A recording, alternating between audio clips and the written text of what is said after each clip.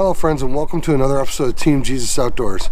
Hey, today I just got a few trolling tips for you that'll help you put more walleye on the boat in 2022.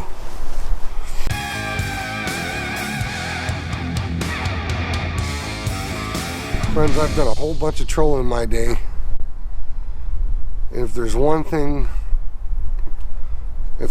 mistake I think I see the most guys make, it's not putting enough consideration into where they place their rod holders in their boat when they're trolling.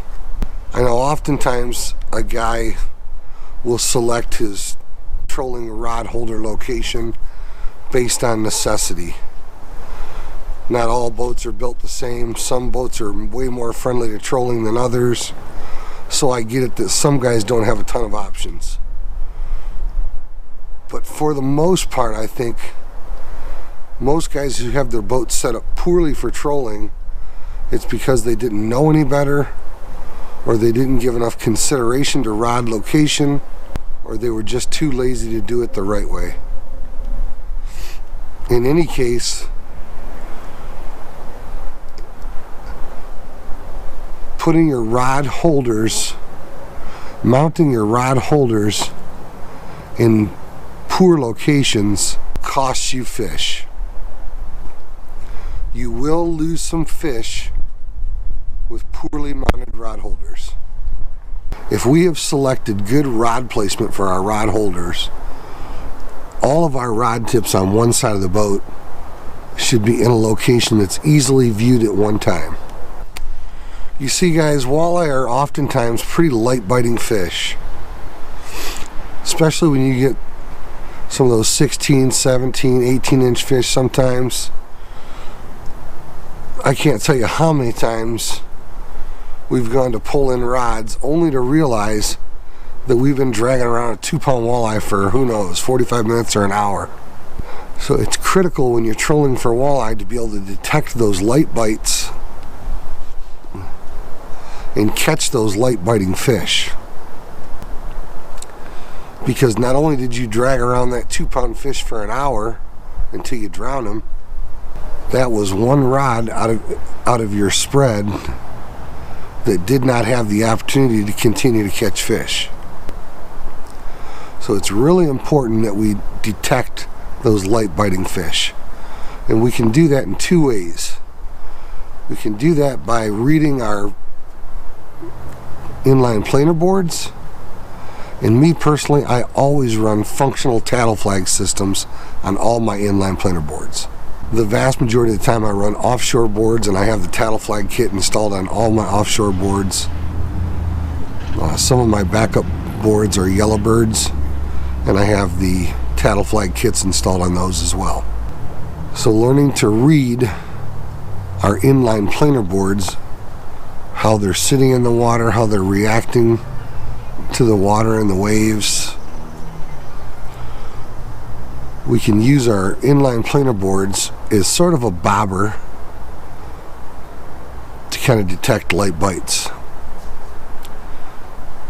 But a second method, and sometimes I believe even a more effective method, is by reading our rod tips. And it's always a good idea to run multiple rods of the same length, the same action. Really, best case scenario, you run the identical rod. Like I say, as best as I can, I like to keep my trolling spread consistent, and I am clearly convinced myself that a rod tree is just the way to go. It just does a great job of solving this problem. It puts all of your rod tips in a nice straight line, lets you watch all your rod tips at one time. Just a perfect solution for those light biting walleye. So hey, before the next time you go out trolling, take a look at your rod configuration.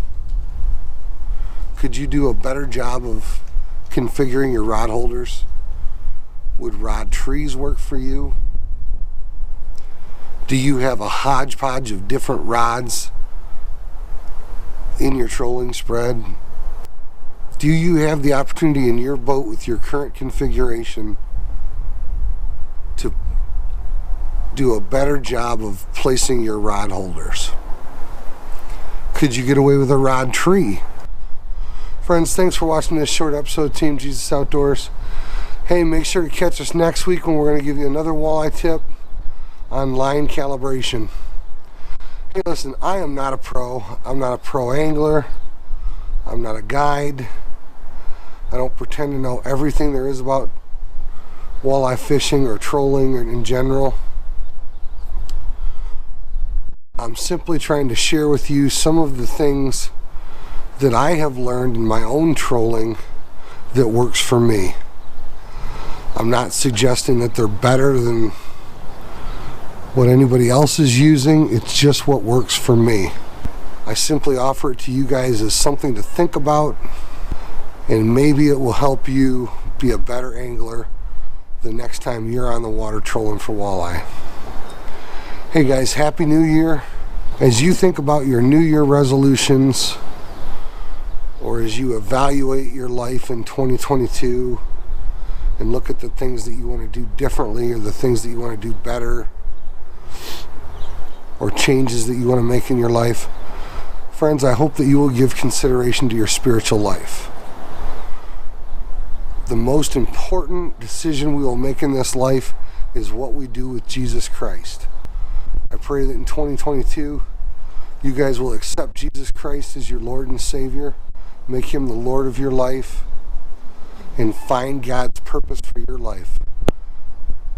Hey, God bless, tight lines. We'll see you guys on the water.